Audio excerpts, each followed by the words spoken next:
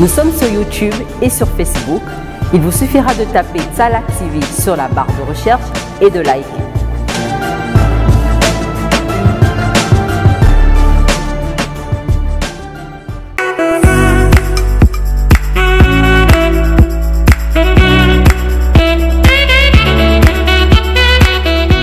Donc je suis magistrat, je suis juge au siège au tribunal de première instance de Libreville.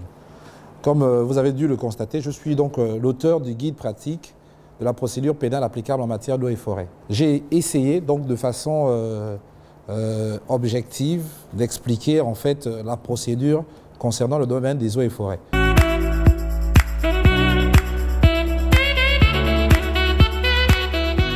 Dans mon CV, je vous fais un peu le récap de mon CV. J'étais d'abord à Conservation Justice et là-bas donc j'officiais en qualité de juriste, ce qui fait que j'étais dans l'action, donc en amont la saisine du procureur, notamment auprès des OPJ.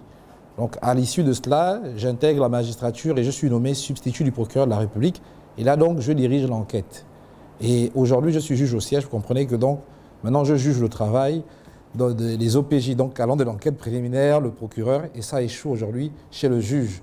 Donc c'est au vu de cette expérience, de ces différentes expériences que je me suis dit que, bon voilà, il fallait donc apporter ma pierre à l'édifice pour simplifier la tâche à tous les OPJ. Ainsi, j'ai donc écrit la procédure pénale applicable en matière d'eau et forêt. Donc j'espère que tout le monde a eu son exemplaire. C'est bon ?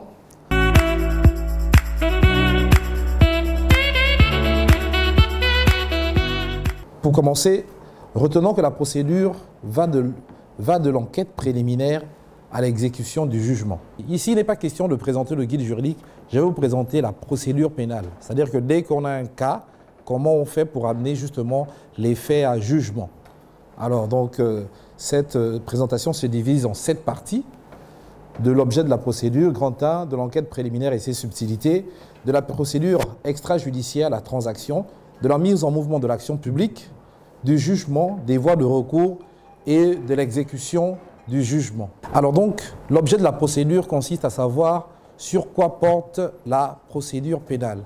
Sur quoi porte la procédure pénale en matière d'eau et forêt. La procédure porte essentiellement sur la recherche et la constatation des infractions, la saisie, confiscation des produits ou des objets de l'infraction, rassemblement des preuves, la recherche des auteurs des infractions, le jugement des 10 auteurs devant les juridictions territorialement et matériellement compétentes, le respect de la légalité de la procédure et la protection des libertés des justiciables. Donc la procédure porte essentiellement sur cela. Alors la recherche et la constatation des infractions consistent à quoi? Comprenons qu'en fait, pour que l'infraction soit constituée, il faut la présence cumulative de 3 éléments essentiels. Donc l'élément moral, l'élément intentionnel, l'élément matériel et puis l'élément légal. Donc comprenons que l'élément intentionnel se prouve. Après, il faut prouver justement lors de la commission de l'infraction que l'auteur était animé par le désir de commettre la dite infraction, tout sachant que cela était déjà prévu et réprimé par la loi. Mais ici, dans la recherche de la commission de l'infraction, on recherche les OPJ, donc les officiers de police judiciaire que vous êtes, rechercher en fait la présence de l'élément matériel. L'élément matériel, c'est l'acte positif, d'accord, qui aboutit à la commission de l'infraction. Alors donc, c'est la recherche de cet élément-là qui aboutit à des constatations. Les constatations, on le sait, on y reviendra plus tard, ça se fait sur procès verbal.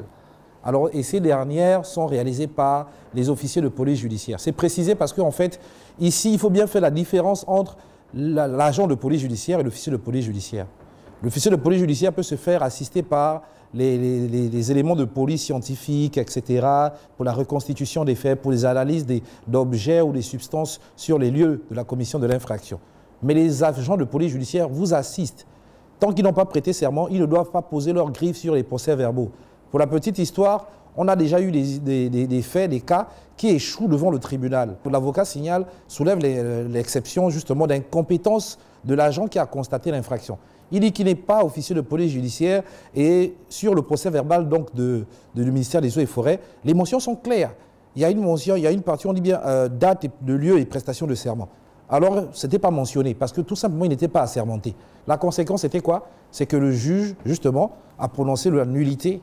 Donc, le tribunal a prononcé la nullité des procès-verbaux et la conséquence, c'est que la procédure tombe, donc tout le monde dehors. Imaginez-vous donc des personnes qui ont commis des infractions graves ce jour, se sont retrouvées dehors à cause justement de défaut de la qualité de l'agent qui avait constaté les infractions. C'est pourquoi on précise ici que c'est l'officier de police judiciaire qui mène l'enquête. C'est l'officier de police judiciaire qui pose les actes lors de l'enquête. Il s'agit des agents des eaux et forêts qui peuvent transiger sans saisir le procureur de la République ou les OPJ à compétence générale. Il est impératif de planifier l'exécution de tous les actes légaux et nécessaires. Ça, c'est la précision que nous apportons aujourd'hui. Quels sont ces actes légaux? Donc, avant même, lorsqu'on est dans une mission de police judiciaire, avant de procéder même aux constatations, à tout, il faut d'abord un plan d'action. Et cela passe par l'élaboration d'abord d'un PV de constatation. Vous pouvez avoir votre PV vierge. Vous vérifiez si les 8 mentions obligatoires sont là-dessus. Parce que l'absence d'une seule frappe le PV de nullité. Et la conséquence, c'est que la procédure tombe et que même si ce sont les auteurs, même si ce sont des coutumiers des faits et qu'ils ont commis des faits graves, la conséquence, c'est qu'ils vont se retrouver dehors.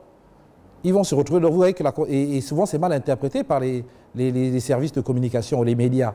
Quand il s'agit d'ivoire ou bien du bois, il faut que le cubage ait été fait. On doit avoir la traçabilité, sinon comment retrouver le bois qui a été saisi en réalité? Les agents assermentés de l'administration des eaux et forêts peuvent, dans l'exercice de leurs fonctions et conformément au texte en vigueur, procéder à toute forme de perquisition et saisie. Alors, ils peuvent saisir et mettre sous séquestre. Le but de la saisie, c'est que tant qu'on n'a pas décidé du sort de la procédure, les éléments saisis restent là. Lorsqu'on fait une saisie, on doit forcément procéder à l'établissement d'un procès verbal de saisie. Et la saisie doit être identifiée parce que quand on met une saisie sous séquestre, devant la juridiction de jugement, ça devient un scellé. Et le scellé doit être identifié. Parce que procéder aux saisies, c'est procéder au rassemblement de preuves. Parce que l'objectif principal d'une saisie demeure l'administration de la preuve. Ainsi, aussi longtemps que le besoin de preuve subsistera, la saisie peut être maintenue. C'est le rôle des scellés. Les objets saisis sont retenus afin de présenter en cas de procès les éléments de preuve nécessaires à la manifestation de la vérité.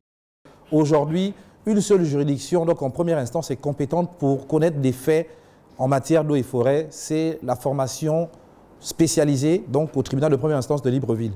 À part elle, aucun autre tribunal au Gabon n'est compétent pour juger les faits qui concernent les eaux et forêts. Ça, c'est sur le point de vue compétences territoriales et matérielles. Il n'y a qu'une seule juridiction en première instance. En seconde instance, il y a la chambre correctionnelle spécialisée de la Cour d'appel de Libreville qui est aussi compétente pour connaître en second ressort de toutes les affaires qui passent en jugement, qui sont interjettées, donc frappées, choquées d'appel depuis la première instance. Il n'y a qu'une seule juridiction, c'est la Cour d'appel de Libreville, dans sa chambre correctionnelle spécialisée. En matière de crime, une seule juridiction, c'est la Cour criminelle spécialisée, qui donc c'est prévu par la dernière loi qui a été promulguée, je crois, en 2019, la loi numéro 008/2019. Donc, qui a donné cette compétence-là à ces 3 juridictions spécialement pour connaître des dits faits. S'agissant des crimes, la Cour criminelle, les délits, c'est la chambre correctionnelle spécialisée de la Cour d'appel en second ressort et le tribunal de première instance, donc via la formation spécialisée en premier ressort. Voilà, c'est les 3 seules juridictions. Toutes les autres juridictions ne peuvent pas connaître des faits en matière d'eau et forêt. Donc vous comprenez bien que si une affaire échoue devant le tribunal, les seules juridictions compétentes, c'est ici, le tribunal de première instance de Libreville, par sa formation spécialisée, la chambre correctionnelle spécialisée de la Cour d'appel et la Cour criminelle s'agissant des crimes. C'est tout. À part elle, aucune autre juridiction n'est compétente pour connaître des dites infractions. On va y revenir tout à l'heure.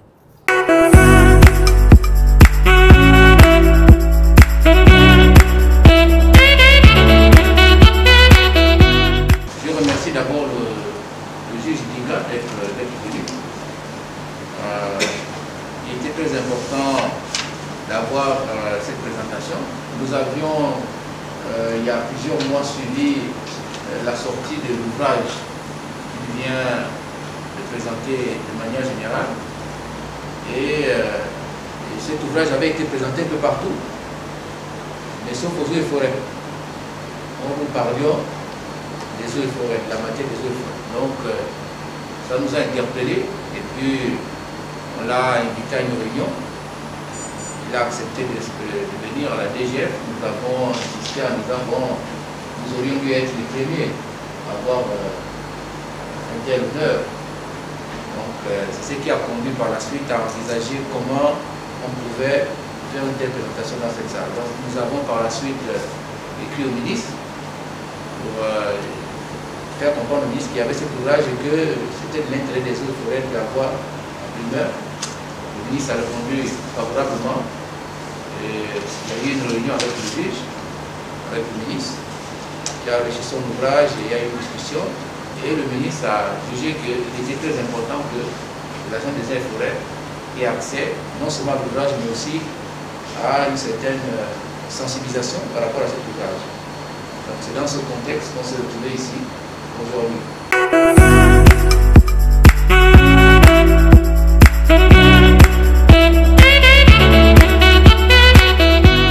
Normalement, il y a une autre session qui est prévue de plus grande envergure avec l'ensemble des agents ici.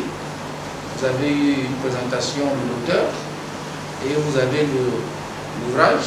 Donc, comme j'ai précisé tout à l'heure, le ministre a acquis un certain nombre d'ouvrages pour l'ensemble des agents. On va essayer de distribuer petit à petit. Vous avez reçu un ouvrage, donc vous avez l'ouvrage avec vous, parcourez-le, regardez le contenu. À partir de la présentation d'aujourd'hui, je pense que vous pouvez déjà interagir avec le juge pour quelques questions. Mais la dernière fois, j'ai insisté sur le fait que, il faut que nous soyons très regardants sur nos procédures. Parce que depuis un certain temps, nous avons consolidé et renforcé notre relation avec le parquet. Et que le parquet nous a exhortés vraiment à collaborer avec nous.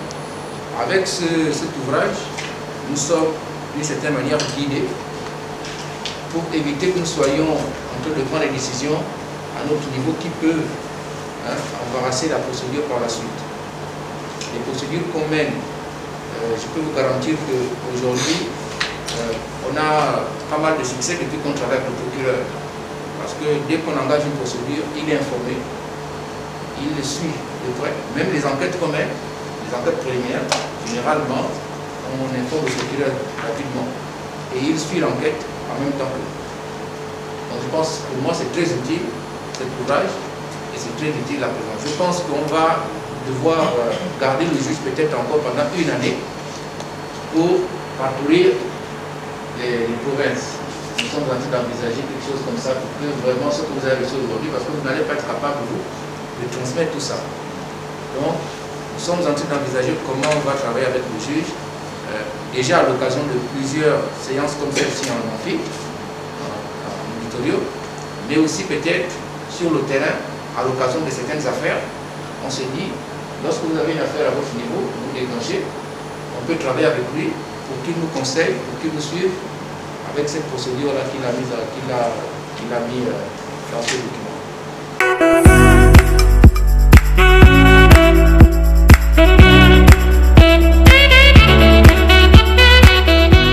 C'est parce que aux eaux et forêts, je constate que dans la pratique, on procède à nos saisies parfois par déduction juridique. En nous référant sur les articles 13 et 14 du Code forestier qui disent que toute personne qui tente l'exploitation forestière sinon pas une autorisation de l'administration. Dans le cadre où vous saisissez le gourmet, vous tombez sur un camion de gourmet, vous donnez une amende, et après vous saisissez le gourmet. Est-ce que c'est conforme, cette pratique-là? Est-ce que c'est conforme? Parce que j'en ai discuté un peu avec les juristes dans la maison. On ne s'est pas entendu dans mon niveau du tribunal correctionnel. On m'a dit non, ce n'est pas la peine, dès lors que le gourmet n'est pas une essence prohibée. Vous devez donner une amende, vous ne devez pas saisir la ressource. Ça, c'est la première question.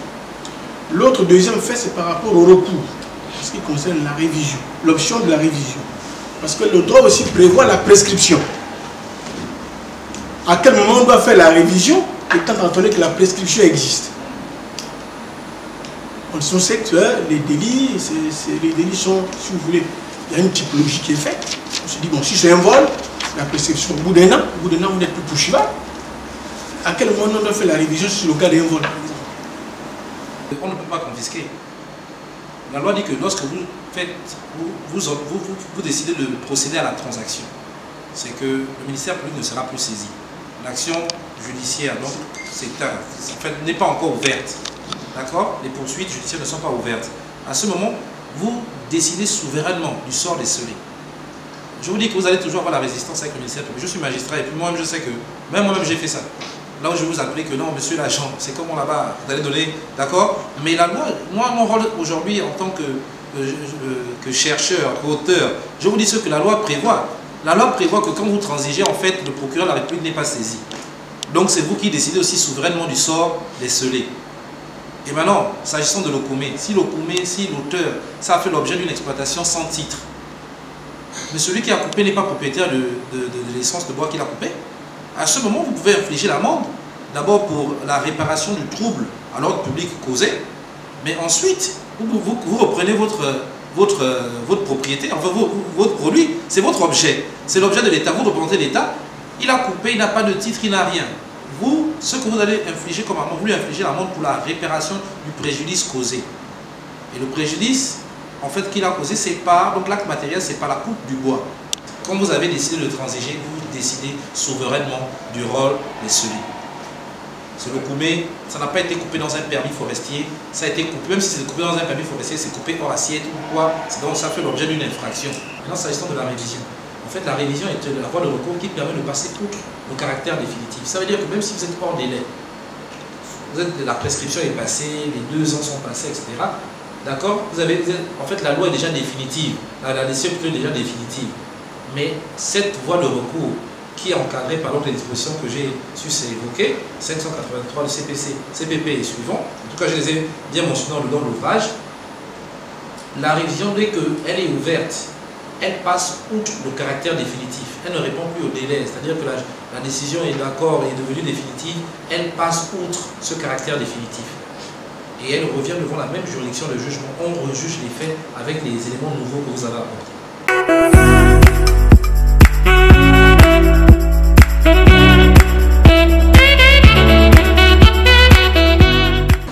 Donc la compétence entre l'administration, parce qu'au niveau provincial, il y a ce problème-là. Et puis la relation entre le directeur provincial et le procureur. Donc, dans votre exposé, j'ai vu que les unités de poursuite, vous avez parlé du cantonnement de la direction provinciale ou de la direction générale. Bon, nous avons des brigades de forum, des brigades. Est-ce que ce point-là a été oublié ou bien comment feront-ils? Est-ce qu'ils aussi doivent transmettre au chef de cantonnement, au directeur provincial? Ça c'est un. Donc maintenant la compétence en administration. Aujourd'hui, nous allons constater que tout le monde fait le bois. Je vais prendre un exemple par cas. Est-ce que lorsque je vous ai suivi, j'ai suivi une présentation, vous avez dit que les officiers à compétence générale, les agents, après l'agent des eaux et forêts, il y a les agents à compétence générale. Il y a des infractions, des enquêtes, par exemple, celles qui concernent la police ou la gendarmerie. Il y a un vol, tout de suite, on saisit le voleur et il est mis en garde. Mais au niveau du bois, les enquêtes ne sont pas pareilles. Parce qu'il faut d'abord aller constater. Et parfois, quand vous allez constater, il faut ressortir les causes et situer les responsabilités. Après situer les responsabilités, parfois, vous arrivez à reconnaître celui qui est en tort et celui qui... Et donc, généralement, on passe par la transaction. Bon, il y a toujours un phénomène qui revient, c'est que nos directeurs, hein, est-ce possible, parce que qu'à chaque fois qu'il y a une plainte, que nous nous en référons directement au procureur, en sachant bien que nous avons d'abord une hiérarchie en tant que paramilitaire, par exemple le directeur général. En fait, ça ne devrait pas vous embêter. En fait, les brigades, il faut habituer vos brigades à travailler comme ça. Elles vont, les éléments vont, ils interpellent, après ils mettent à disposition. D'accord? Parce que le procureur sait qu'il y a 2 étapes. Il y a l'étape de la transaction. Est-ce que vos brigades peuvent transiger au sens de la loi? Elles ne peuvent pas, la loi ne leur reconnaît pas cette prérogative. Ça veut dire que si vous décidez de transiger, qui va signer le PV, l'acte transactionnel? Qui va le faire? Qui va gérer la transaction? La loi dit que c'est le chef de cantonnement, le directeur provincial, le directeur général. D'accord? Donc il faut apprendre aux brigades à faire les mises à disposition. C'est-à-dire que quand une brigade est à côté d'un cantonnement, par exemple, elle interpelle la mienne à disposition du cantonnement. Le cantonnement, ça marche comme ça avec la police, la gendarmerie et tout, ça marche comme ça.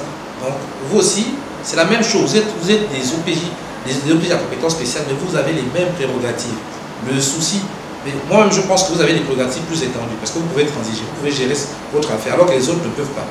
Donc vous êtes plus puissant en réalité que les autres OPJ à compétences générales. S'agissant enfin, je ne sais pas comment appeler ça, le fait que les OPJ à compétences générales s'arrogent rapidement donc le droit de constater les infractions, c'est ça, donc d'interpeller, de faire, etc., etc.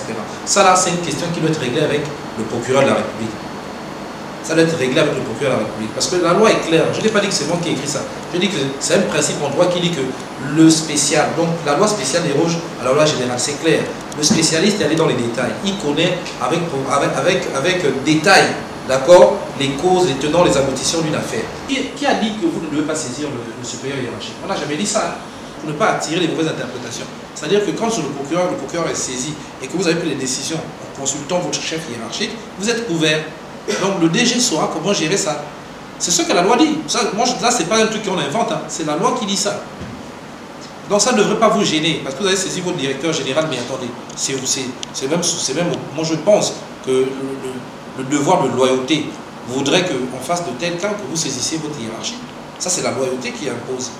Sur les aspects de saisie, lorsque on fait une saisie sur du bois qui a été, on a constaté une infraction, et que le contrevenant a une autorisation, en fait, il a l'espace qui lui a été attribué par l'administration des eaux et forêts, mais simplement pour des raisons de procédure technique, parce qu'il y a un certain nombre de choses qu'il faut vérifier avant que l'administration vous autorise de faire l'exploitation.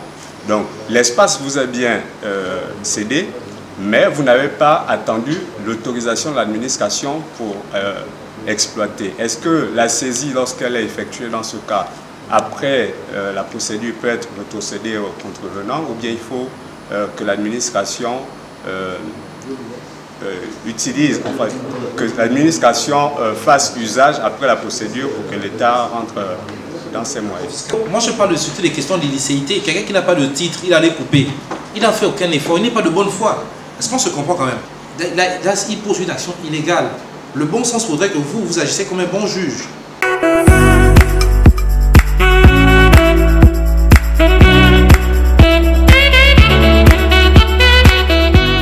Donc j'ai un certain nombre de préoccupations.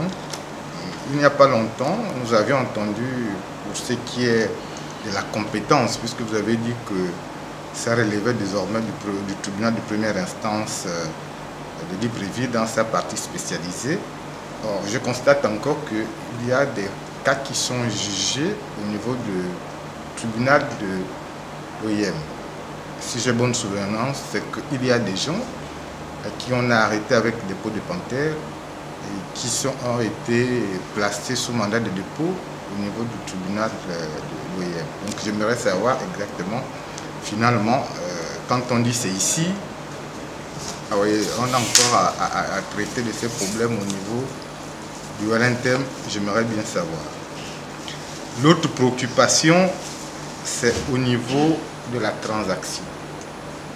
Il arrive parfois que vous avez pris quelqu'un en infraction, il a opté pour la voie transactionnelle, vous êtes accordé sur le montant puisque la transaction donne lieu à un débat et qu'au bout d'un certain temps, il ne veut pas honorer à cette transaction. Donc, il refuse automatiquement de payer la transaction. À ce niveau, on est obligé de saisir le procureur de la République et transmettre le dossier.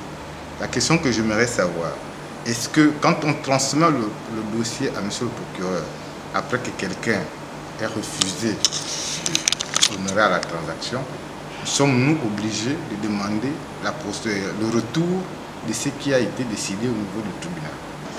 C'est Libreville. Parce que la loi est claire. Pour les questions de barcodage et trafic d'ivoire, etc., c'est l'information spécialisée du tribunal de première instance de Libreville qui est compétente pour connaître des affaires. Si un autre tribunal s'auto-saisit, et que, attention, si un avocat va se constituer là-bas, il va soulever les compétences du tribunal. La conséquence, c'est que la procédure va tomber. D'accord? Quand un tribunal qui juge se permet de juger de telles affaires, il est incompétent pour le faire. Maintenant, si la question des compétences n'est pas soulevée, écoutez, nous, on n'est pas... c'est pas nous. Mais le délinquant n'a pas payé ou refuse de payer dans les délais. Est-ce qu'il est possible de le poursuivre? Non, même pas qu'il est possible. Il doit être poursuivi. C'est que s'il n'a pas payé, parquet direct. Parquet de la République, même si c'est pour un gibier. Vous n'allez pas laisser ça comme ça. Je ne dis pas qu'au parquet, on va forcément le placer sous mandat de dépôt. Hein. D'accord? Mais moi, pour donner une suite légale à votre procédure, vous n'allez pas la laisser en suspens chez vous.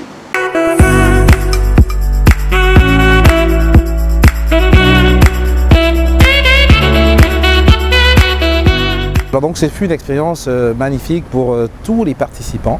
En fait, il était question donc d'apporter les rudiments nécessaires à la compréhension de la procédure pénale applicable en matière d'eau et forêt. Alors ce fut le cas, donc la séance c'est d'abord a commencé par donc une présentation donc par moi. J'ai fait une présentation sur la procédure pénale allant de l'enquête préliminaire donc à la décision de justice devenue définitive. À l'issue donc de cette présentation, les intervenants ont posé des questions. Nous avons passé quasiment 2 heures de temps donc à la séance questions-réponses. Ce fut donc une séance participative et je pense que beaucoup d'autres séances encore comme ça auront lieu sur tout le territoire national. Je vous remercie.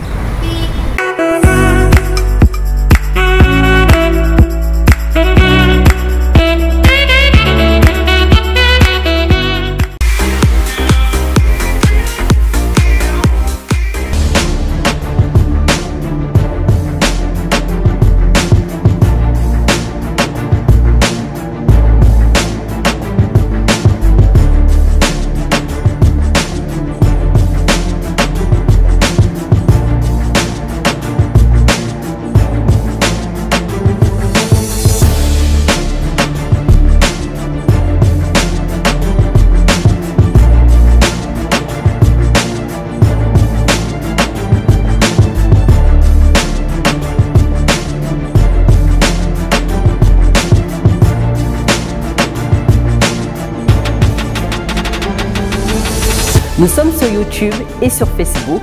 Il vous suffira de taper Tsalak TV sur la barre de recherche et de liker.